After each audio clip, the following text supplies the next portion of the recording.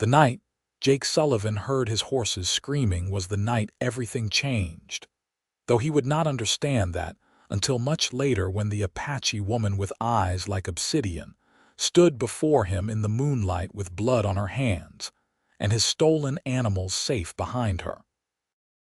He bolted upright in his bed, heart hammering against his ribs as the sound of hooves and shouting split the air.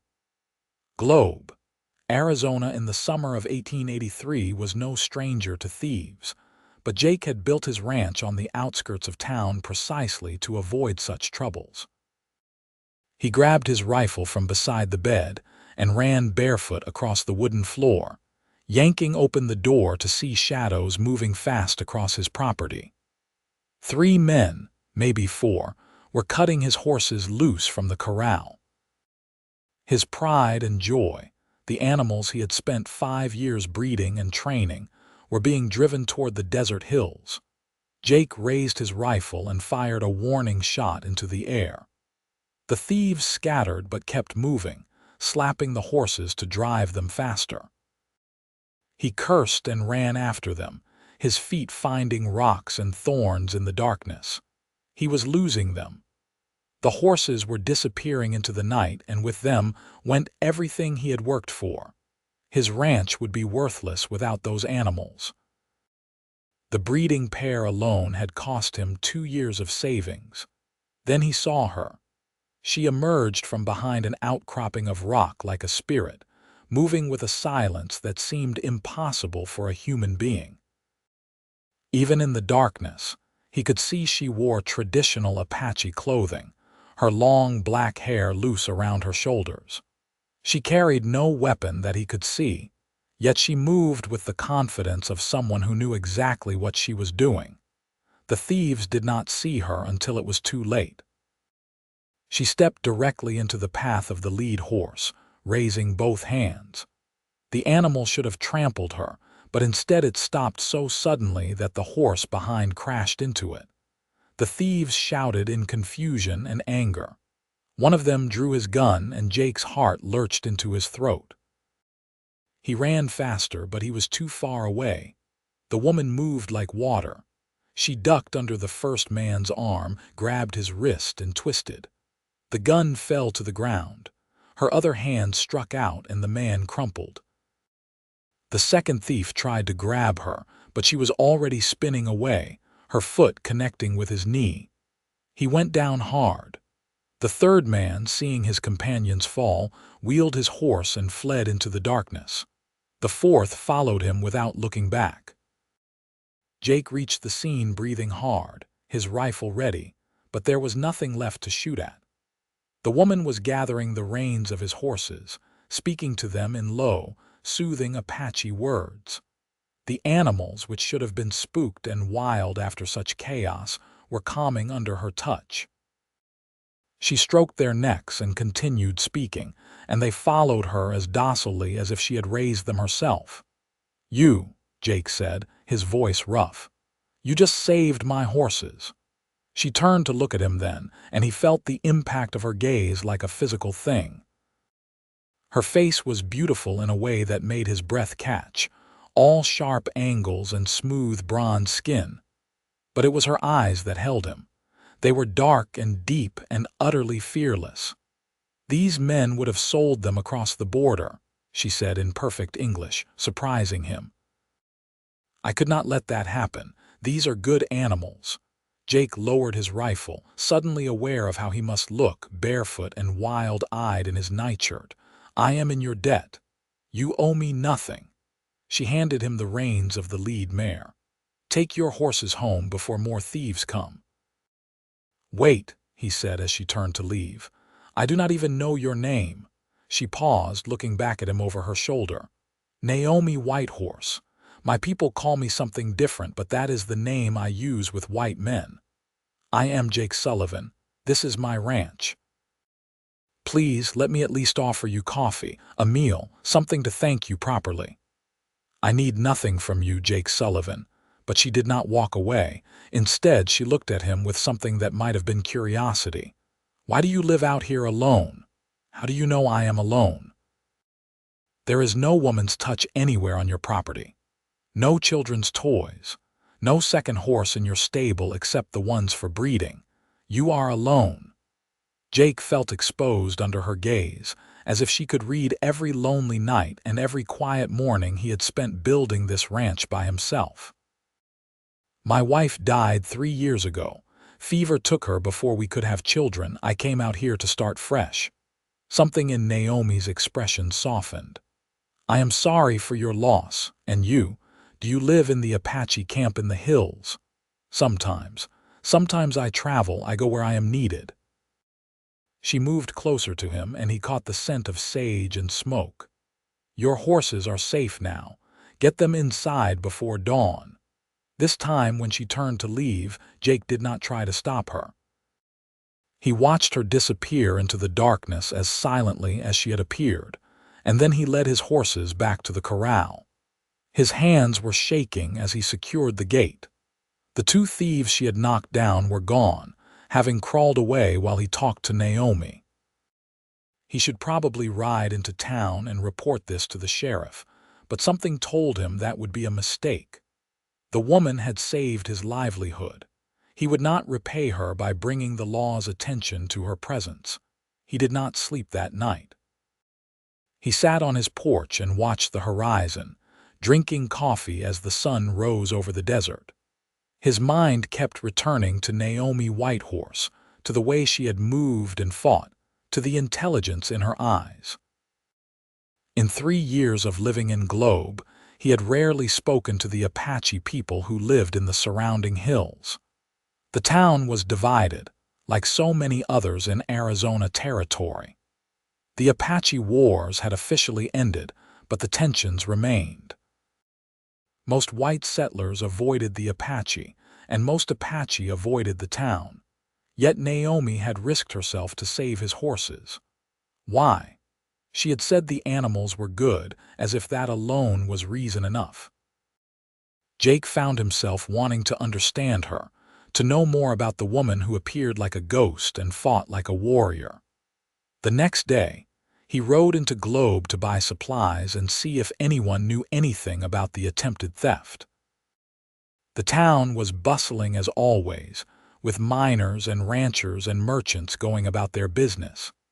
He stopped at the general store and spoke with Tom Henderson, who owned the place and seemed to know everyone's business. "Heard you had some trouble last night," Tom said as he weighed out Jake's flour. "Word is some thieves tried to take your horses." "How did you hear about that already?" Jake asked, surprised. "One of the men came into town with a busted knee, said an Apache woman attacked him and his friends. Sheriff put him in jail for attempted theft." Tom leaned closer, lowering his voice. "That true? About the Apache woman?" Jake chose his words carefully. "Someone helped me get my horses back. I did not get a good look in the darkness." Tom studied him for a moment, then nodded slowly. "Well, you are lucky they did not get away with those animals. You have put a lot of work into that breeding program of yours." Jake paid for his supplies and left before Tom could ask more questions. As he loaded the goods onto his wagon, he saw Sheriff Morrison standing outside his office, watching him. The sheriff was a hard man with cold eyes, the kind who believed all Apache were criminals waiting for an opportunity to raid and kill. Jake had heard him speak at town meetings, advocating for forcing the remaining Apache onto reservations far from Globe. Morrison walked over, his hand resting casually on his gun belt. "Sullivan, heard you had some excitement last night. Some men tried to steal my horses. I scared them off." "That's so. The man I arrested tells a different story, says there was an Apache woman involved, says she broke his friend's wrist and his knee." Morrison's eyes were sharp. "You know anything about that?" "Like I said, it was dark. I fired some shots and the thieves scattered. That is all I know." The sheriff did not look convinced, but he had no evidence to contradict Jake's story. "You see any Apache on your property, you let me know. We have been having troubles with them lately. Thefts, vandalism, Best to keep them away from town. Jake nodded non-committally and climbed onto his wagon. As he drove away, he felt Morrison's gaze on his back. He would have to be careful. The last thing he wanted was to bring trouble to Naomi for helping him. 3 days passed. Jake worked his ranch, tending to his horses and repairing fences. He found himself scanning the hills at odd moments, wondering if Naomi was out there somewhere, watching. He told himself he was being foolish. She had done him a favor and moved on. There was no reason for her to return. Then on the 4th evening, as he was bringing water to the horses, he saw her standing by the corral gate. She wore the same traditional clothing, and her hair was braided now, falling over one shoulder. She was watching his horses with an expression of such profound gentleness that Jake felt something warm unfold in his chest. "Hello," he said, setting down the water bucket. "I hoped you would come back." "I should not be here," Naomi said, but she did not leave. "The sheriff is looking for an Apache woman. He thinks I am stirring up trouble. Morrison is always looking for someone to blame. Do not worry about him." Jake moved closer, being careful not to crowd her. "I never properly thanked you for what you did. You saved my livelihood. These horses are everything to me. I can see that. You care for them well." She reached out to stroke the nose of the lead mare, who whickered softly in response. "This one has a good spirit. She will give you strong foals. She already has. 2 so far, with another on the way." Jake watched the easy way Naomi interacted with the animal. "You have a gift with horses. My father taught me.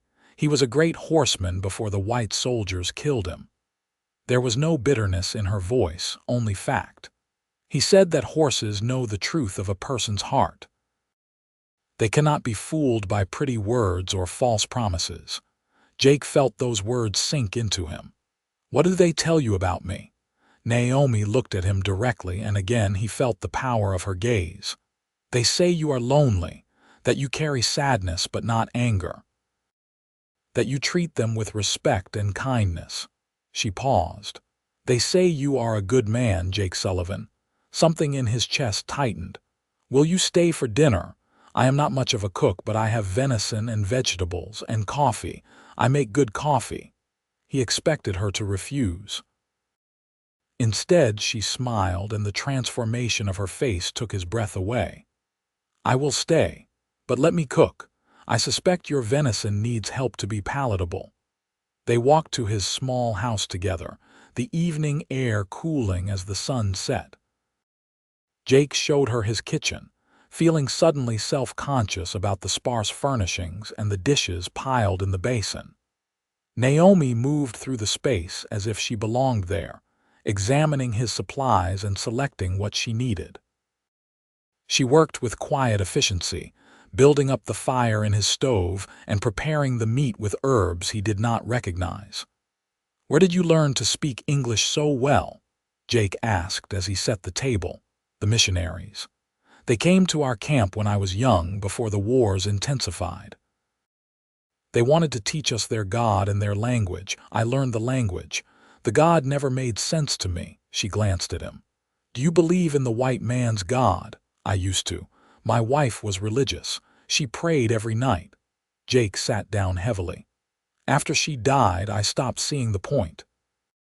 If there is a God, he does not pay much attention to what happens down here. My people believe the world is full of spirits. They are in the mountains, the rivers, the animals. They do not control our fate, but they walk beside us. Sometimes they help. Sometimes they test us." Naomi stirred the pot, and a rich, savory smell filled the kitchen. "I think both beliefs might be true, or both might be wrong. It does not matter much in the end. We are still here, still living, still trying to find our way." Jake found himself relaxing in her presence. There was something calming about her, despite the edge of danger he sensed lurking beneath her composed exterior.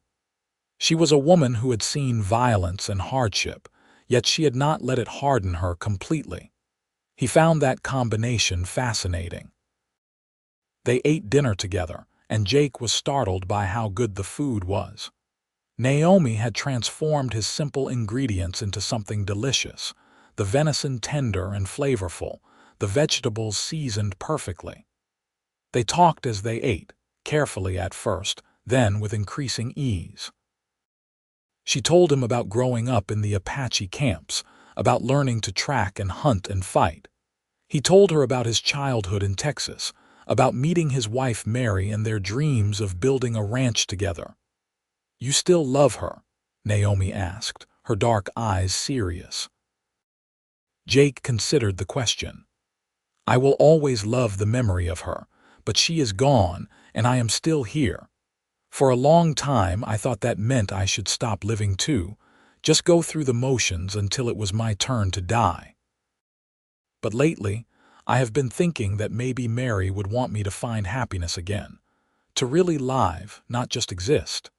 She would want that," Naomi said with certainty. "Love does not demand that we suffer forever. It asks that we honor the ones we lost by continuing to be fully alive." Her words struck something deep in Jake, a truth he had been avoiding for 3 years. He looked at Naomi across the table, this unexpected woman who had appeared in his life like a miracle, and he felt something he had not felt in a very long time. Hope. After dinner, they sat on his porch and watched the stars emerge. The desert night was cool and clear, the sky vast above them. Naomi pointed out constellations her people recognized, telling him the stories associated with each one. Jake listened, mesmerized by her voice and the way the starlight reflected in her eyes. "I should go," she said finally, rising from her chair. "It is not safe for me to be seen here." "Then come back when it is dark," Jake said quickly. "Come back tomorrow night. I will make sure no one sees you." Naomi looked at him for a long moment. "Why do you want me to return, Jake Sullivan? You could find a nice white woman in town, someone who would not bring you trouble." "I do not want a nice white woman from town. I want to see you again. Is that so strange?" "Yes," she said simply. "Your people and mine are enemies, have been for longer than you have been alive. This friendship, whatever it is, could bring you great trouble. You saved my horses. You trusted me enough to stay for dinner. Now let me protect what you cherish. Let me be someone you can trust." The words came out more intense than he had intended, but he meant everyone. Naomi stepped closer, reaching out to touch his face gently. Her fingers were calloused but warm. "You are either very brave or very foolish." "Maybe both," Jake admitted. She smiled again, that beautiful transformation. "Then I will return tomorrow night. But you must promise me something, Jake Sullivan. If the sheriff comes asking questions, if the townspeople turn against you because of me, you will not try to defend me. You will protect yourself first. I cannot promise that. Then you are definitely foolish." But she squeezed his hand before she left, disappearing into the night as silently as before. Jake stood on his porch long after she was gone, his hand still warm from her touch. He knew she was right about the danger. Globe was not friendly to Apache people, and any relationship between them would be seen as a betrayal by many in town. But he found he did not care. For the first time in 3 years, he felt truly alive. He felt like himself again, not just a ghost going through the motions of living.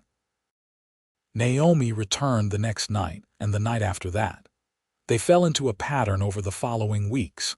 She would appear after dark, and they would share dinner and conversation.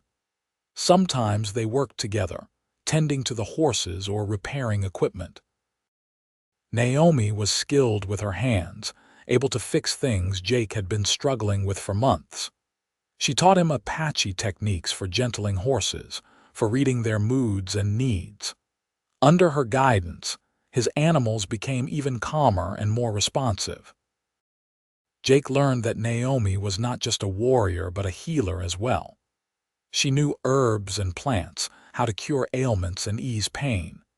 She had no permanent home, moving between the Apache camps and the wild places, helping where she was needed. Her people respected her greatly, she told him, but she was also something of an outsider. She had refused several marriage proposals, preferring her independence to the life of a traditional Apache wife. Do your people disapprove? Jake asked one evening as they sat by the corral, watching the horses graze in the moonlight. Some do. They think I should settle down, have children, support a husband. But my mother understands. She was a warrior herself before she married my father. She knows that some women are not meant for that life. Naomi leaned back against the fence. What about you? Does your family expect you to remarry? My parents are dead. I have a brother in Texas, but we have not spoken in years. He thought I was crazy to come out here and try to build a ranch. Maybe he was right. Jake watched the play of moonlight on Naomi's face. Until recently, I thought this was all I would ever have. The horses, the land, the solitude, it seemed like enough. And now, her voice was soft. Now I think I was lying to myself. It was never enough. I was just too afraid to want more. He turned to face her fully. Naomi, I need to tell you something. These past weeks, getting to know you, they have meant more to me than I can express. You have brought light back into my life. You have made me remember what it feels like to look forward to tomorrow. Naomi was quiet for a long moment. When she spoke, her voice was careful. Jake, what are you saying? I am saying that I have feelings for you, deep feelings. I know it is complicated. I know there are 100 reasons why this is a bad idea, but I cannot keep pretending I do not feel this way. He reached out and took her hand. You do not have to say anything right now. I just needed you to know. She did not pull her hand away. Instead, she intertwined her fingers with his, and Jake felt his heart soar. I have feelings for you too, she said quietly. I have tried to ignore them. I have told myself this is just friendship, just gratitude for your kindness, but I cannot lie to myself anymore. When I am not here, I think about you. I wonder what you are doing, if you are safe, if you are happy. And when I am here, I feel something I have never felt before, peace, belonging. Jake pulled her closer, wrapping his arm around her shoulders. She leaned into him, and they sat like that for a long time, just holding each other under the stars. It felt right in a way Jake could not explain. Despite all the obstacles they faced, despite the world that would judge them harshly, this moment felt more true and real than anything he had experienced in years. But reality could not be held at bay forever. 2 weeks later, trouble arrived in the form of a cavalry patrol passing through Globe. They were looking for Apache raiders who had allegedly attacked a ranch 30 miles south. The attack was likely the work of renegades, not the peaceful Apache living in the hills around Globe, but the soldiers did not care about such distinctions. They saw all Apache as the enemy. Jake was in town buying supplies when the soldiers rode in. He watched from outside the general store as they spoke with Sheriff Morrison, their voices carrying in the quiet afternoon air. We have orders to search the surrounding areas for any Apache camps, the lieutenant was saying. Command wants them rounded up and moved to the reservation. About time, Morrison said with satisfaction. We have had Apache lurking around here for too long. Just last month, one of them attacked some men trying to conduct legitimate business. Jake's hands tightened on the supplies he was carrying. He knew Morrison was talking about Naomi, twisting the story to make her sound like the aggressor. He wanted to march over there and tell the truth, but he remembered his promise to Naomi. He could not defend her publicly without putting her in even greater danger. Instead, he loaded his wagon quickly and drove back to his ranch as fast as the horses would pull. He had to warn Naomi. If the cavalry was sweeping the area, she needed to hide or leave until they were gone. But when he arrived home, she was not there. The sun set and night fell, and still she did not appear. Jake paced his porch, worry gnawing at him. Where was she? Had she already been caught? The thought made his stomach turn. Finally, near midnight, he saw movement in the darkness. Naomi emerged from the shadows, but she was not alone. 3 other Apache accompanied her, 2 men and a woman. Jake recognized the defensive posture in their stance, the way they stayed between Naomi and his house. "It is all right," Naomi said to them in Apache. "He is a friend." The others did not look convinced, but they lowered their weapons slightly. Naomi approached Jake alone, and even in the darkness he could see the tension in her face. "The soldiers are coming," she said without preamble. "They will be here tomorrow, searching every canyon and valley. My people are moving deeper into the mountains, but it is dangerous. There are not many places left for us to go." "Then stay here," Jake said immediately. "All of you. I have a root cellar beneath the house. It is large and well hidden. You could hide there until the soldiers pass." The 2 men exchanged looks of disbelief. One of them, older with gray streaking his black hair, stepped forward. "Why would you help us, white man? What do you gain from this?" "Naomi saved my horses, saved my livelihood, and she has become important to me. I will not stand by and let soldiers drag her away for crimes she did not commit." Jake met the older man's gaze steadily.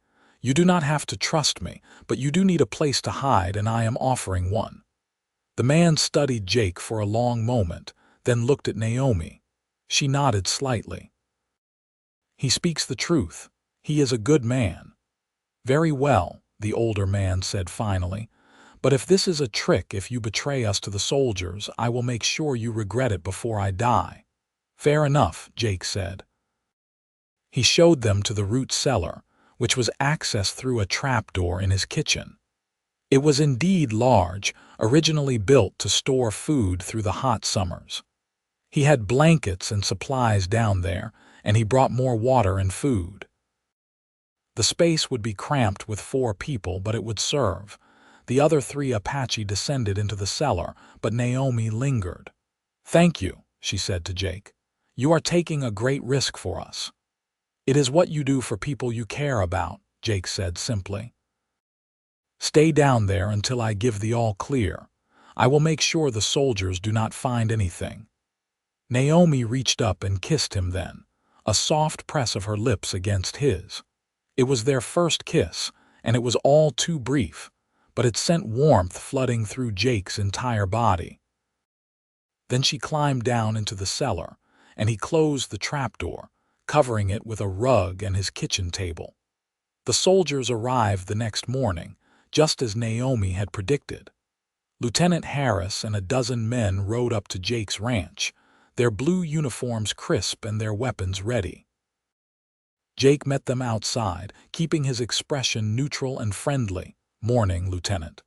What brings the cavalry out this way?" "We are searching for Apache," Harris said curtly. "We have reports they are hiding in this area. Have you seen any?" "No, sir, just my horses and me out here." Harris looked around the property suspiciously. "Mind if we search the premises, just to be thorough?" Jake minded very much, but he could not refuse without arousing suspicion. "Go ahead. Though I am not sure where you think they would hide. It is not like I have a lot of buildings." The soldiers dismounted and began searching, looking through Jake's small barn, his storage shed, even his outhouse. 2 of them entered his house, and Jake forced himself to remain calm as they moved through the rooms. They spent several minutes in the kitchen, and Jake's heart was pounding so hard he was sure they could hear it. But they did not move the table, did not notice the trapdoor beneath the rug. Finally, they emerged, shaking their heads at the lieutenant. "Nothing, sir. The place is clean." Harris looked disappointed. "Very well. If you do see any Apache, you report it immediately to Sheriff Morrison in Globe. That is an order." "Of course, Lieutenant," Jake said, not quite promising anything. The soldiers mounted up and rode away, heading toward the hills. Jake watched them go, not daring to move until they were completely out of sight. Then he rushed back into his house and moved the table, pulling up the trapdoor. "They are gone," he called down softly. Naomi climbed up first, followed by the others. The older man clapped Jake on the shoulder, a gesture of respect. "You kept your word. That is rare in a white man." "I keep my promises," Jake said, "but you are not safe yet. The soldiers will be searching these hills for days, maybe weeks. You need a better plan than just hiding." The older man, whose name Jake learned was John Whitebird, nodded grimly. "We cannot keep running. Eventually they will find us. Already, most of our people have been forced onto reservations. We are among the last free Apache in this territory." "Then maybe it is time to stop trying to be invisible," Jake said slowly, an idea forming. "What if you were not fugitives? What if you were employed?" Naomi looked at him sharply. "What do you mean? My ranch is growing. I need help managing the horses, building new facilities." "What if I hired all of you? You would have a legitimate reason to be here. The soldiers could not touch you if you were legal workers on my property." Jake looked at each of them. "I know it is not perfect. I know it means staying in one place, working for a white man. But it is better than being hunted." John Whitebird frowned, clearly torn. The younger man, who introduced himself as James Whitehorse, Naomi's cousin, spoke up. "I do not like the idea of working for a white man, but I like the idea of being sent to a reservation even less. At least here we would be on our own terms, somewhat." The woman, an elderly healer named Nellie Whitewolf, nodded slowly. "The boy is right. We do what we must to survive. Our ancestors would understand." John finally nodded. "Very well. We accept your offer, Jake Sullivan, but understand this. We work with you, not for you. We are partners in this ranch, or we are nothing." Jake smiled. "Partners it is. Now let us figure out how to make this look legitimate before those soldiers come back." Over the next few days, Jake rode into Globe and filed paperwork with the territorial office, officially hiring 4 Apache workers for his ranch. Sheriff Morrison looked sour when he heard about it, but there was nothing he could do. It was legal for ranchers to employ Apache, even if it was frowned upon by many white settlers. Jake also made a point of being seen in town with his new workers, normalizing their presence. He introduced John, James, and Nellie to the storekeepers, paid them fair wages in front of witnesses, and acted as if this was the most natural arrangement in the world. Slowly, grudgingly, Globe began to accept the situation. The soldiers eventually moved on, finding no renegade Apache in the area. Life on the ranch settled into a new rhythm. John proved to be an excellent horseman with decades of experience. James was strong and tireless, able to handle the heavy labor of building new corrals and fences. Nellie brought her healing knowledge, treating the horses when they were sick or injured and teaching Jake techniques he had never imagined. And Naomi became the center of Jake's world. They worked side by side during the day, their hands brushing as they handled the horses, their eyes meeting across the corral. At night, after the others had retired to the small cabin Jake built for them, Naomi would come to his house. They would sit on the porch or by the fire, talking for hours. Sometimes they just held each other, finding comfort in the simple fact of being together. Their relationship deepened slowly, carefully. Both of them had been hurt before. Both understood the gravity of what they were building. But with each passing day, Jake became more certain that Naomi was the woman he wanted to spend his life with. She challenged him, inspired him, made him laugh.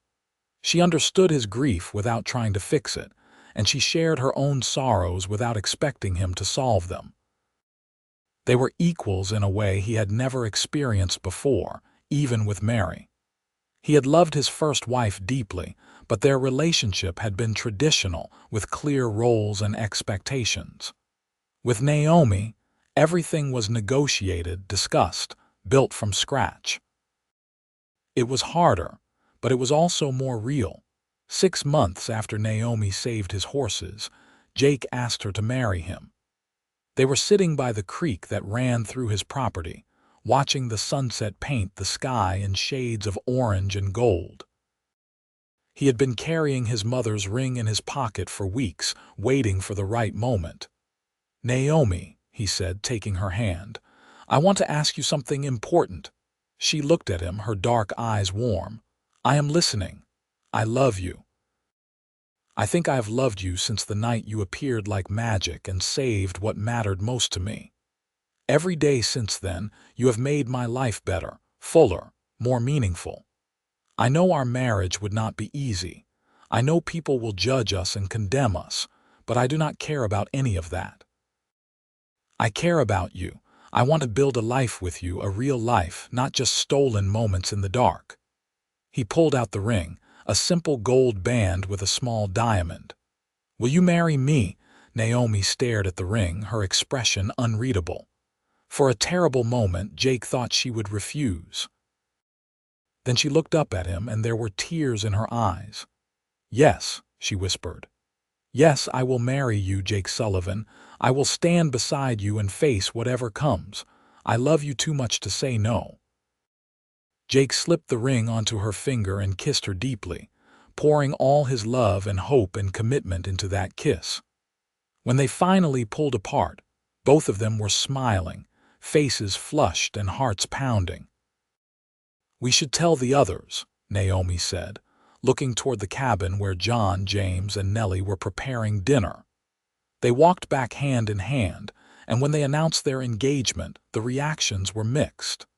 Nellie embraced them both, tears of joy running down her weathered face. James looked uncertain but offered his congratulations. John was silent for a long moment, his expression grave. "You understand what this means?" he asked finally. "A white man marrying an Apache woman. The people in town will not accept it. Some will be openly hostile. Your life will be harder because of this choice." "I know," Jake said, "but I would rather have a hard life with Naomi than an easy life without her." John looked at Naomi. "And you? You are giving up any chance of marrying within our people. Your children will be seen as half-breeds belonging fully to neither world. Are you prepared for that?" "I am," Naomi said firmly. "I have made my choice, Uncle. I love Jake, and I will stand by that love no matter what others say." John studied them both, then finally nodded. "Then you have my blessing, and I will stand beside you both when the trouble comes, because it will come. Of that, I am certain." Jake and Naomi were married 3 weeks later. They had a small ceremony on the ranch, with John, James, and Nellie in attendance. Jake invited Tom Henderson from the general store, the only person in Globe who had been consistently friendly. Tom came, though he looked nervous the entire time. They were married by a traveling preacher who happened to be passing through, a kind old man who did not care about the color of anyone's skin. It was not the grand wedding Jake had always imagined, but it was perfect in its own way. Naomi wore a simple white dress that Nellie had sewn, with traditional Apache decorations woven into the fabric. Jake wore his best suit, the one he had worn to Mary's funeral and had not touched since. When they exchanged vows, speaking promises of love and loyalty and faith, Jake felt tears running down his face. This was real. This was forever. He was giving Naomi his whole heart, and she was giving him hers. Their wedding night was tender and passionate, a culmination of months of growing desire. They made love slowly, learning each other's bodies, discovering what brought pleasure and joy. Afterward, they lay tangled together in Jake's bed, their bed now, and talked until dawn. They spoke of their dreams for the ranch, for the horses, for the future.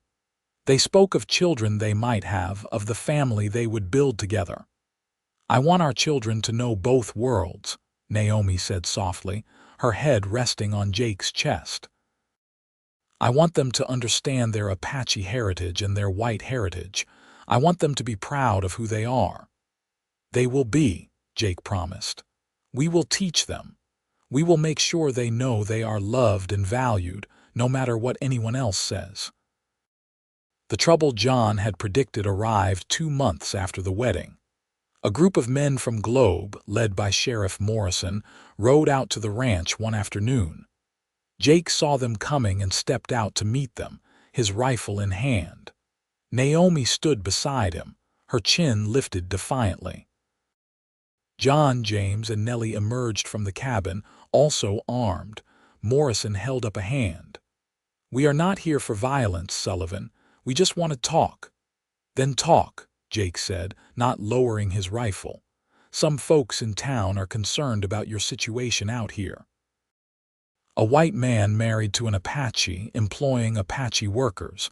It does not sit right with a lot of people. Morrison's eyes were cold.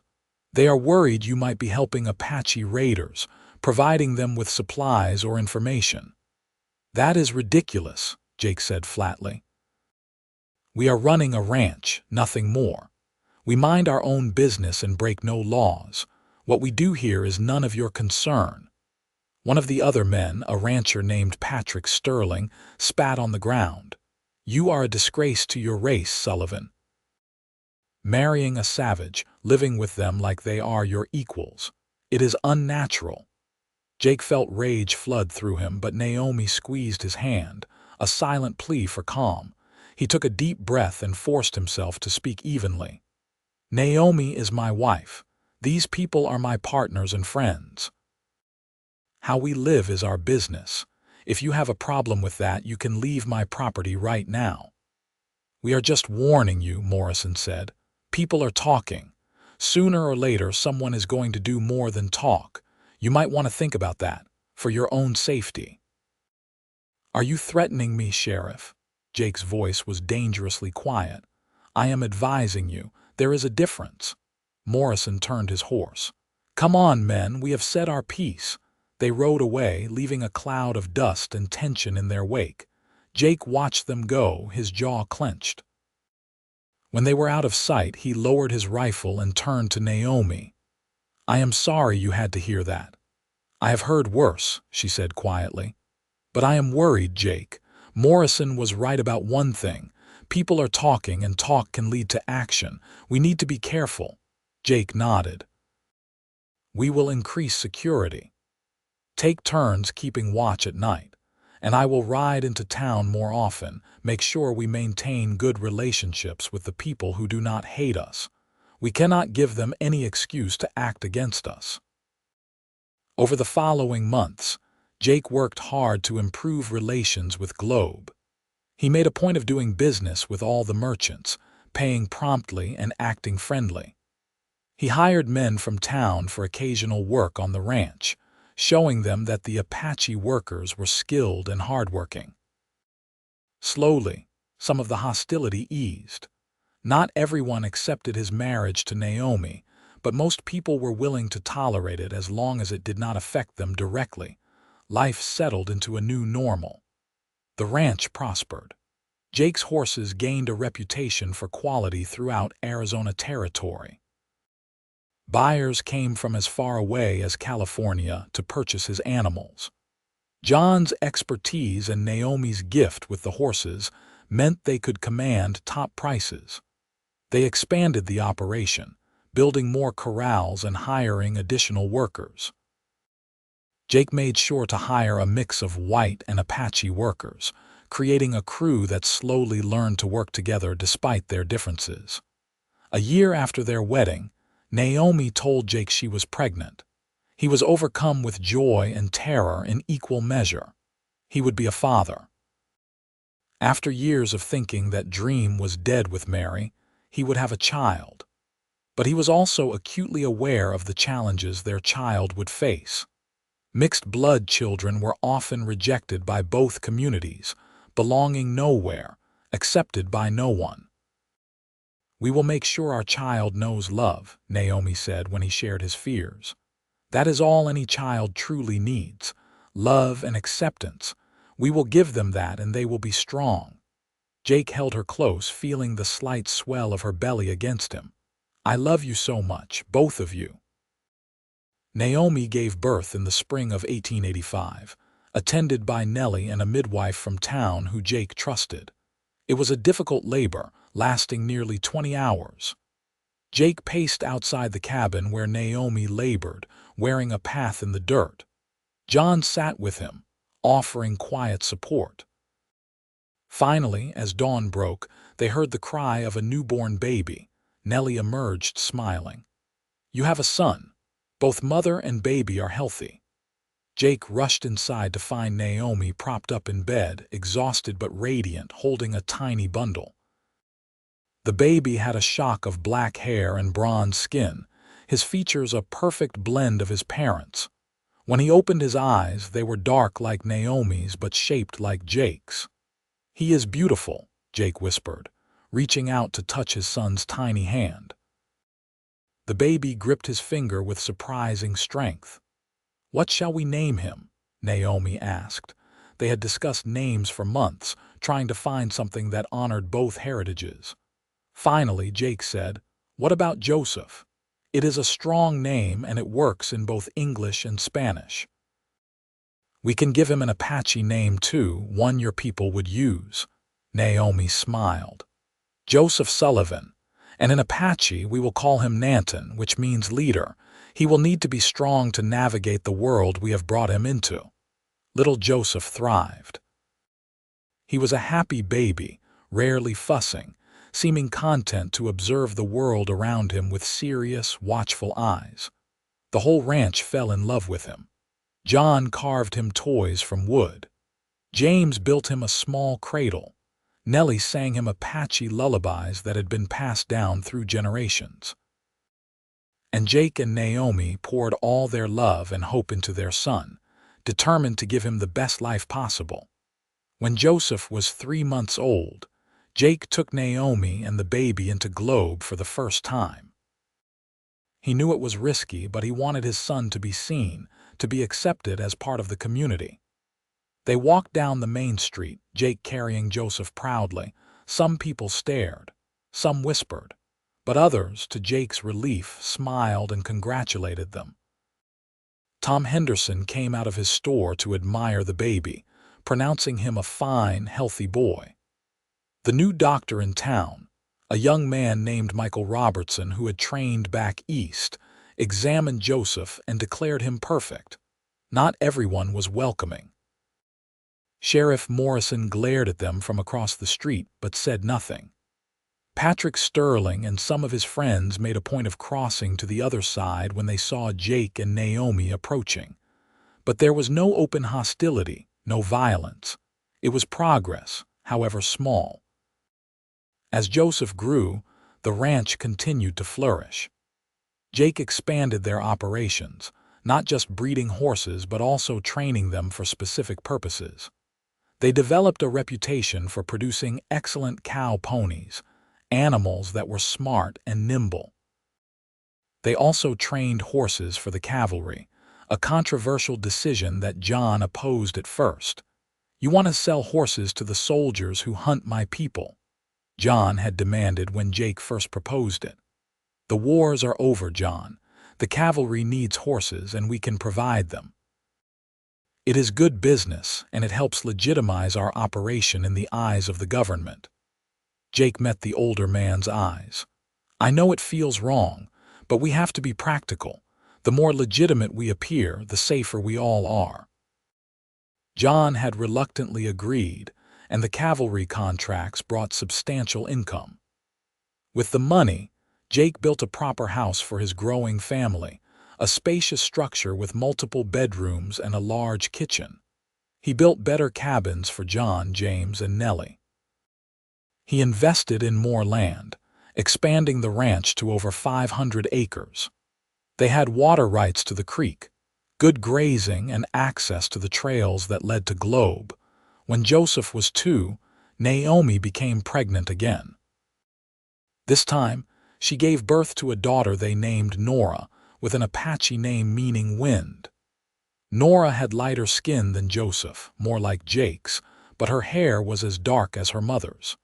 She was a fierce baby, loud and demanding, the opposite of her quiet brother. Jake loved her instantly, this tiny, fierce girl who seemed determined to make her presence known. Their family was growing, and so was their happiness. But Jake knew the peace they enjoyed was fragile. Anti-Apache sentiment still ran high in many parts of Arizona Territory. Geronimo's final surrender in 1886 had ended the Apache Wars for good, but that did not mean people had forgiven or forgotten. Mixed marriages like his and Naomi's were still rare and often condemned. One evening in the fall of 1887, when Joseph was 2.5 and Nora was 6 months old, trouble arrived in a way Jake had not anticipated. He was in the barn tending to a mare when he heard shouting from the house. He grabbed his rifle and ran, his heart pounding with fear. He found Naomi on the porch, holding Nora with Joseph clinging to her skirts. 3 white men stood in the yard, strangers Jake did not recognize. They were armed and they looked mean drunk. "What is going on here?" Jake demanded, positioning himself between the strangers and his family. "We heard there was an Apache woman living out here like a white lady," one of the men slurred. "Thought we would come see for ourselves, see if the rumors were true about Sullivan being a traitor to his race." "Get off my property," Jake said coldly. "Right now, before I shoot you for trespassing." "Big talk for one man," another of the strangers said, but they were looking at Jake's rifle nervously. John, James, and Nellie had emerged from their cabins, also armed. The drunk men were suddenly outnumbered. The first man spat on the ground. "This is not over, Sullivan. More and more people are talking about you, about how you are polluting the territory with your half-breed children. One day, someone is going to do something about it." They mounted their horses and rode away, but their threat hung in the air. Jake went to Naomi, who was shaking with anger and fear. He took Nora from her arms and held both his wife and daughter close. "We should leave," Naomi said quietly. "Go somewhere where people do not know us, start fresh." "No," Jake said firmly. "We built this ranch, this is our home. We are not letting ignorant men drive us away. We will fight for what is ours." John approached, his face grave. "The boy is right. Running will not solve anything. These men, they will find us wherever we go. Better to make a stand here where we are strong." Over the next few weeks, Jake took steps to protect his family and ranch. He hired more workers, making sure they were all men he could trust in a fight. He built a better fence around the property and installed bells that would alert them to intruders. He taught Naomi to shoot better, and they practiced together until she was as good a shot as he was. They created a plan for what to do if they were attacked. Naomi and the children would hide in the reinforced root cellar while the men defended the property. But the attack, when it came, was not what Jake expected. It was not violence but law. Sheriff Morrison arrived one morning with a federal marshal and a piece of paper. "Jake Sullivan," the marshal said formally, "I have a warrant for the arrest of the Apache individuals living on your property. They are wanted for questioning in connection with raids that occurred last month near Tucson." "That is impossible," Jake said immediately. "John, James, and Nellie have been here the entire time. They have not left the ranch in months. I can vouch for that." "Your vouching does not mean much, given that you are married to one of them," Morrison said with barely concealed satisfaction. "We have witnesses who identified Apache matching their descriptions." "What witnesses? Who are these people?" Jake demanded. The marshal looked uncomfortable. "The witnesses have asked to remain anonymous for their safety." "So you are going to arrest innocent people based on anonymous accusations?" Jake felt rage building in his chest. "This is a joke. You have no evidence." "I have a warrant," the marshal said. "Now step aside or I will arrest you for obstruction of justice." John emerged from his cabin, his hands raised. "I will go peacefully. There is no need for violence." "Uncle, no," Naomi protested, but John shook his head. "It is better this way. They have nothing on us. We will be released soon enough, and if we resist, it will only make things worse." He looked at Jake. "Protect my niece and her children. That is all I ask." James and Nellie also agreed to go peacefully. Jake watched helplessly as the 3 people who had become his family were led away in chains. Naomi was crying, clutching Joseph and Nora. Jake put his arms around all of them, fury and helplessness warring in his chest. "I will get them out," he promised. "I swear I will get them out." He rode into Globe that afternoon, leaving Naomi and the children with 2 trusted workers. He went first to the marshal's office, demanding to see the warrant and the evidence. The marshal showed him the paperwork, but it was vague, full of generalities and no specific details. The witnesses had supposedly seen Apache raiders near Tucson, and they claimed the raiders included an older man, a younger man, and a woman matching John, James, and Nellie's descriptions. But there was no actual proof, no physical evidence, nothing concrete. Jake next went to the town's only lawyer, a man named Harold Stevens. Stevens listened to Jake's story, frowning thoughtfully. "This is clearly a case of mistaken identity, or more likely, outright fabrication," Stevens said. "But the problem is, the word of Apache defendants against white witnesses rarely carries weight in court." "Then what can we do?" Jake asked desperately. "We need our own witnesses. People who can testify that John, James, and Nellie were here at the time of the alleged raids. Preferably white witnesses, unfortunately. The court will give their testimony more weight." Stevens leaned back in his chair. "Can you provide such witnesses?" Jake thought hard. Over the past months, several people from town had visited the ranch on business. Tom Henderson had come out to deliver supplies. Dr. Robertson had visited to check on the children. A horse buyer from Prescott had spent 3 days at the ranch during the time period in question. "Yes," Jake said. "Yes, I can provide witnesses." Over the next week, Jake worked tirelessly to build a defense for John, James, and Nellie. He tracked down everyone who had been to the ranch during the relevant time period and convinced them to testify. Tom Henderson agreed immediately, as did Dr. Robertson. The horse buyer took more convincing, worried about damaging his reputation, but eventually he agreed when Jake offered him a discount on future purchases. Jake also hired an investigator from Tucson to look into the supposed raid. The investigator discovered that the raid had indeed occurred, but the description of the raiders did not match John, James, and Nellie at all.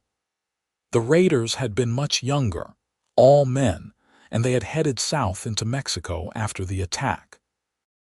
The anonymous witnesses, it turned out, were friends of Patrick Sterling, the rancher who had publicly condemned Jake's marriage. With this evidence, Stevens filed a motion to dismiss the charges. The hearing was held in the territorial court in Globe, with a judge brought in from Phoenix. Jake sat in the courtroom with Naomi, their children left at home with trusted workers. Across the aisle, he could see Patrick Sterling and his friends, looking smug and confident. The prosecution presented their case first, calling their anonymous witnesses. But Stevens tore their testimony apart, pointing out inconsistencies and the lack of actual evidence. He then called Jake's witnesses, who testified clearly and convincingly that John, James, and Nellie had been at the ranch during the time of the raid. Finally, he presented the investigators' findings, showing that the real raiders looked nothing like the defendants. The judge, a stern man named Arthur Calhoun, listened to everything with a carefully neutral expression. When both sides had finished presenting their cases, he sat silent for several long minutes. The courtroom held its breath. "It is clear to me," Judge Calhoun said finally, "that these charges are without merit. The evidence presented by the defense conclusively proves that the defendants were elsewhere during the alleged raid. Furthermore, the description of the actual raiders does not match the defendants in any significant way. I am dismissing all charges and ordering the immediate release of John Whitebird, James Whitehorse, and Nellie Whitewolf." Jake felt relief crash over him like a wave. Beside him, Naomi was crying silently. The judge was not finished, however. He turned his sharp gaze on the prosecution table. "I am also ordering an investigation into how these charges were filed in the first place. If I find evidence of perjury or malicious prosecution, those responsible will face serious consequences. This court will not tolerate the abuse of the justice system to pursue personal vendettas." Patrick Sterling and his friends fled the courtroom before the judge finished speaking. Jake watched them go with grim satisfaction. They had tried to destroy his family and failed. But he knew this would not be the end. Men like Sterling did not give up easily. John, James, and Nellie were released that afternoon. They returned to the ranch exhausted and shaken but otherwise unharmed. Naomi embraced her uncle, thanking him for his calm handling of the situation. That night, they all gathered for dinner, a celebration of justice served and family reunited. "We were lucky," John said as they ate. "The judge was fair and we had good witnesses, but we may not be so lucky next time." "Then we make sure there is no next time," Jake said firmly. "We need to become even more established, more legitimate. We need to make it impossible for anyone to question our place here." Over the next few years, Jake worked to do exactly that. He joined the local Cattlemen's Association, despite being primarily a horse breeder. He donated money to build a new school in Globe. He hired more workers from town, creating jobs and goodwill. Slowly, painstakingly, he built bridges with the community. Not everyone would ever accept his marriage to Naomi or approve of his partnership with Apache workers. But enough people were willing to tolerate it, especially when they saw the economic benefits the ranch brought to the area. Naomi gave birth to 2 more children, another son named Jacob in 1889 and a daughter named Nina in 1891. Their house was always full of noise and laughter, with 4 children running around and causing cheerful chaos. Joseph grew into a serious, thoughtful boy who loved the horses as much as his parents did. Nora was wild and free, always climbing trees and racing her brothers.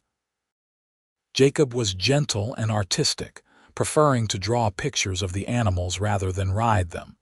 And Nina was the baby, spoiled and adored by everyone. The ranch continued to prosper. By 1893, Jake employed over 20 people and owned more than 1,000 acres. His horses were famous throughout the Southwest. He had contracts with the cavalry, with ranches, with wealthy individuals who wanted quality animals. The money allowed him to give his children a good education. He hired a tutor to come to the ranch, ensuring Joseph, Nora, Jacob, and eventually Nina could read, write, and do mathematics. He also made sure Naomi taught them about their Apache heritage, about the language and customs and history of her people. But Jake never forgot the threats, the hostility, the narrow escapes. He remained vigilant, always watching for trouble. And in 1896, trouble came again, this time in a form he had not anticipated. It started with a letter from the federal government. The Indian Appropriations Act had been revised, and new regulations were being enforced regarding Apache people living off reservations. Jake read the letter with growing dread. It stated that all Apache individuals not enrolled in a recognized tribe, and living on a reservation were subject to relocation. There were exceptions for those married to white citizens, but the language was vague and open to interpretation. Jake took the letter to Harold Stevens, who had become a trusted friend over the years. The lawyer read it carefully, his frown deepening. "This could be a problem," Stevens said. "The law is not clear about whether John, James, and Nellie are protected by virtue of working for you and living on your property. And even Naomi's status might be questioned. Some officials interpret the law to mean that Apache women married to white men are still subject to relocation if the authorities deem it necessary. They want to take Naomi away from me." Jake felt cold fury building. "Take her from our children. I am not saying they will. I am saying they might try. The law gives them broad discretion." Stevens leaned forward. "Jake, you need to prepare for a fight, and this time it will not be in a courtroom, it will be in the political arena. You need to petition the territorial governor, the federal Indian agent, anyone with influence. You need to make it clear that removing your family would be an injustice." Jake threw himself into the fight with everything he had. He wrote letters to every official he could think of, detailing his situation and pleading for protection for his family and workers. He traveled to Phoenix to meet with the territorial governor, a man named Benjamin Franklin, who was sympathetic to Jake's plight, but limited in what he could do.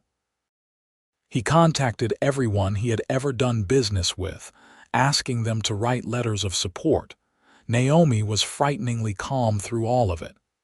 "If they come for me," she said one night as they lay in bed, "you must not resist. Take care of our children. That is the most important thing." "I am not letting them take you," Jake said fiercely. "I would rather die than let that happen. Do not talk like that. Our children need their father." She touched his face gently. "We have had 12 good years together, Jake, more happiness than most people ever know. If it ends now, I will be grateful for what we had." "It is not ending," Jake insisted. "I will not allow it." The crisis came to a head in the spring of 1897. A federal agent arrived in Globe with orders to inspect all off-reservation Apache and determine their status. Jake received word that the agent would be visiting the ranch in 3 days. Those 3 days were the longest of his life. When Agent William Crawford arrived, Jake met him with Harold Stevens at his side. John, James, Nellie, and Naomi stood behind them, their heads held high. The children were inside the house, out of sight but not out of hearing. Crawford was a tired-looking man in his 50s, with gray hair and sad eyes. He reviewed Jake's paperwork, examined the ranch, and interviewed each of the Apache individuals. He asked detailed questions about their work, their living conditions, their relationships with Jake and each other. He was thorough but not unkind. Finally, after hours of inspection, Crawford sat down at Jake's kitchen table and pulled out a ledger.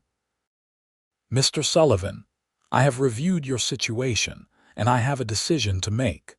The law requires me to relocate any Apache individuals who are not properly assimilated into white society or who pose a potential threat to the community." Jake's heart was hammering. Stevens put a hand on his arm, a silent reminder to stay calm. "However," Crawford continued, "I also have discretion to make exceptions in cases where relocation would cause undue hardship or where the individuals in question have clearly demonstrated their commitment to peaceful coexistence with white society." He looked up, his eyes meeting Jake's. "In your case, I see a successful ranch that employs both white and Apache workers. I see a family that, while unusual, is clearly stable and productive. I see children who are being raised with education and opportunities. And I see no evidence whatsoever that anyone on this ranch poses any threat to anyone." Jake hardly dared to breathe. "Therefore, I am classifying John Whitebird, James Whitehorse, and Nellie Whitewolf as legal employees with permission to remain on this property. And I am classifying Naomi Sullivan as a fully assimilated citizen of the United States by virtue of her marriage. No relocation will be ordered. Crawford closed his ledger. I will file my report with the Bureau of Indian Affairs, and assuming there are no objections, this matter is closed. The relief Jake felt was so intense it made him dizzy. Naomi grabbed his hand, squeezing hard. John nodded slowly, his weathered face showing the strain of the past weeks. James actually smiled, something he rarely did. Nellie murmured a prayer in Apache, thanking the spirits for their protection. After Crawford left, Jake gathered his entire family, including the children, and held them close. "We are safe," he said, his voice thick with emotion. "We are staying together. No one is taking anyone away." Joseph, now 12 years old, looked up at his father with serious eyes. "Will they try again? Will someone always try to break up our family?" It was a painfully mature question from a child so young. Jake knelt down to be at eye level with his son. "I do not know, Joseph. The world is not always fair or kind, but I promise you this. As long as I am alive, I will fight to keep this family together. And I will teach you to fight too, so that when you are grown, you can protect the people you love." The years that followed were peaceful by comparison. Joseph grew into a capable young man, taking on more responsibility on the ranch. Nora, ever independent, shocked everyone by announcing at 16 that she wanted to go east to study at a women's college. Jake and Naomi were torn between pride and fear, but they supported her dream. She left for Boston in 1901, the first member of the family to leave Arizona Territory. Jacob discovered he had a gift for veterinary medicine, learning from Nellie and eventually training under Dr. Robertson, who had become a close friend of the family. Nina, the youngest, was still finding her way, but she showed signs of inheriting her mother's way with horses. In 1902, John Whitebird died peacefully in his sleep at the age of 73. His funeral was attended by people from both the Apache camps and Globe, a testament to the respect he had earned. Jake mourned him deeply, for John had been more than an employee or a partner. He had been a father figure, a wise counselor, a bridge between two worlds. Nellie followed John 2 years later, passing away after a brief illness. James, who had never married, became the elder statesman of the Apache workers on the ranch. New, younger workers had joined over the years, creating a community that blended Apache and white cultures in ways that would have been unthinkable when Jake first came to Globe. On their 20th wedding anniversary in 1906, Jake and Naomi stood on the porch of their home and looked out over their land. Their 4 children were grown or nearly so, all of them healthy and happy. The ranch was thriving, employing over 30 people and producing some of the finest horses in the Southwest. Globe had changed too, becoming more tolerant, more diverse, more accepting of families like theirs. "You ever regret it?" Jake asked, putting his arm around Naomi's waist. "All the struggles we have faced, all the hostility and danger. Do you ever wish you had chosen an easier path?" Naomi leaned into him, her head resting on his shoulder. "Not for a single moment. You are the love of my life, Jake Sullivan. You have given me a home, a family, a purpose. Every struggle was worth it. I would do it all again without hesitation." Jake kissed her softly, tasting 20 years of love and partnership and shared dreams. "You saved my horses that night. But really, you saved me. You saved my life, my heart, my soul. Everything good in my life comes from you. And you kept your promise," Naomi said, smiling up at him. "You protected what I cherish. You protected our love, our children, our family. You fought for us when others would have given up. You are the bravest man I have ever known." They stood together as the sun set over the Arizona desert, painting the sky in shades of crimson and gold. In the distance, they could hear their horses calling to each other, the sound that had brought them together and sustained them through everything. The ranch would continue, passing eventually to their children and grandchildren. The legacy they had built would endure, a testament to the power of love to overcome prejudice and fear. Jake thought back to that night 23 years ago, when a desperate man had chased thieves into the darkness and found instead a woman who would change his life forever. He remembered the terror of almost losing his horses and the wonder of seeing Naomi appear like magic to save them. He remembered every moment since then, the joy and the pain, the victories and the defeats, the ordinary days and the extraordinary ones, and he knew with absolute certainty that he would not change a single moment. This was the life he was meant to live. This was the love he was meant to find. Everything had led to this moment, standing on his porch with the woman he loved, surrounded by the life they had built together. "I love you," he said simply, because sometimes the simplest words carried the deepest truth. "I love you too," Naomi replied, "always and forever." They went inside then, to the home filled with memories and laughter, to the dinner table where their family would soon gather. Outside, the horses grazed peacefully in the twilight, safe and content. The desert night settled over the ranch, bringing cool air and brilliant stars. And in the house on the outskirts of Globe, Arizona, a cowboy and an Apache woman sat down to dinner with their children, living proof that love could bridge any divide, overcome any obstacle, and create something beautiful and lasting in even the harshest of landscapes. Their story became legend in Globe, told and retold over the generations. People spoke of the Apache woman who saved the cowboy's horses, and the cowboy who promised to protect what she cherished. They spoke of a love that defied convention and survived every challenge. They spoke of a family that brought two worlds together and made something new and wonderful from that union. Years later, when Jake and Naomi had grown old and gray, they would sit on that same porch and watch their grandchildren play in the yard. Joseph had married a schoolteacher from Phoenix and given them 3 grandchildren.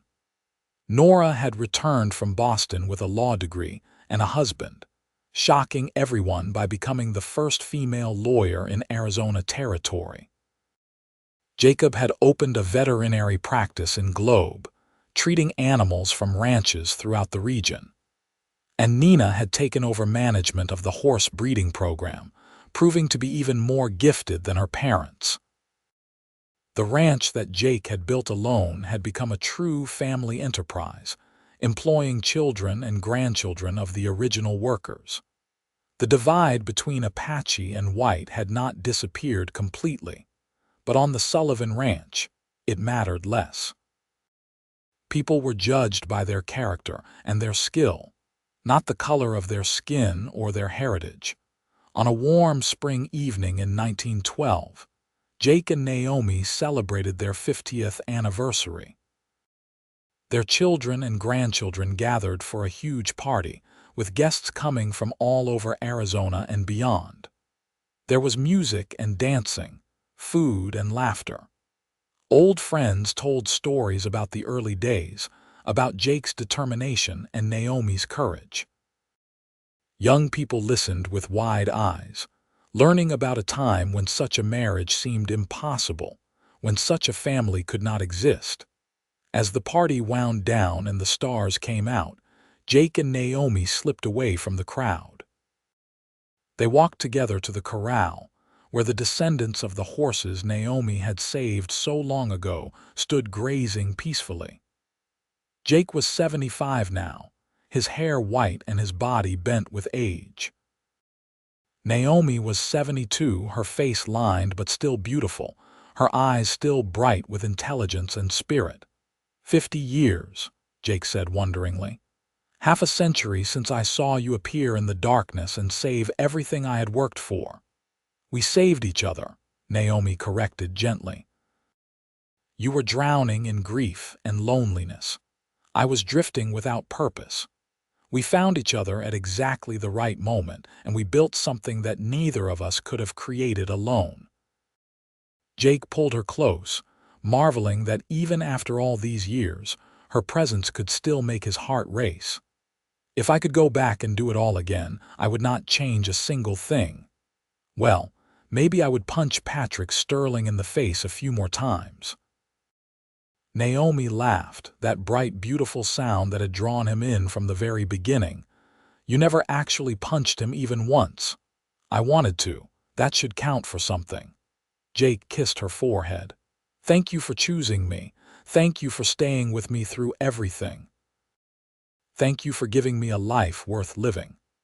Thank you for seeing me as a person, not just an Apache, Naomi said softly. Thank you for loving me when it would have been easier to walk away. Thank you for fighting for our family when others would have given up. They stood there in the moonlight, two old people who had lived a remarkable life together.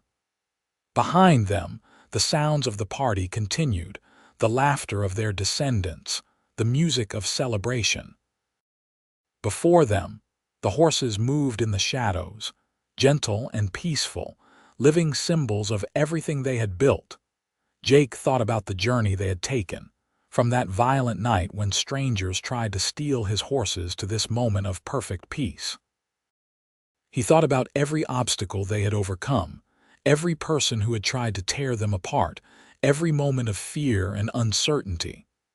And he thought about all the joy, the love, the triumphs, the quiet moments of contentment that had made it all worthwhile. No regrets, he said aloud. No regrets, Naomi agreed. They walked back to the party hand in hand, their fingers intertwined as they had been for 50 years. Their children saw them coming and broke into applause, followed by all the guests.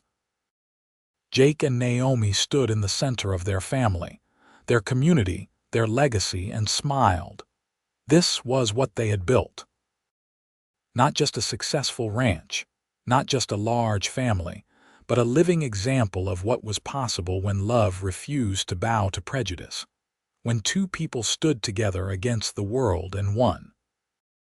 They had proven that different cultures could blend, that old enemies could become family, that love was stronger than hate. As the night deepened and the celebration continued, Jake pulled Naomi onto the makeshift dance floor. They moved slowly, carefully, their old bodies no longer capable of the energetic dancing of their youth. But they moved together perfectly, two people who knew each other so well that they could anticipate every step, every turn. I would do it all again, Jake whispered in her ear. Every hard moment, every struggle, every fight, for you I would do it all again. I know, Naomi whispered back. That is why I love you. The music played on, and they danced under the Arizona stars, surrounded by the life they had created together. And when the party finally ended and the guests departed and the grandchildren were tucked into bed, Jake and Naomi returned to their bedroom, the same room where they had spent their wedding night 50 years before. They lay down together, bodies close, hearts beating in sync. Outside, the horses called softly to each other. Inside, two people who had loved each other through everything drifted off to sleep, content and complete. Years later, when both Jake and Naomi had passed on, leaving behind a legacy of children, grandchildren, and great-grandchildren, the story was still told in Globe. The Apache woman who saved the cowboy's horses. The cowboy who protected what she cherished. The love that changed a town, and proved that family was not about blood or race, but about choice and commitment, and the courage to stand together against anything the world threw at you. The ranch still stood, run now by their descendants, still breeding fine horses, still employing both Apache and white workers, still standing as a testament to what two people had built when they refused to let prejudice define their love. And on quiet nights, old-timers swore they could see two figures standing by the corral, watching the horses, holding hands in the moonlight, never really gone because love like theirs never truly dies. It lives on in the land they nurtured, the family they raised, the barriers they broke down, and the hope they gave to everyone who came after that a better world was possible if you were brave enough to fight for it.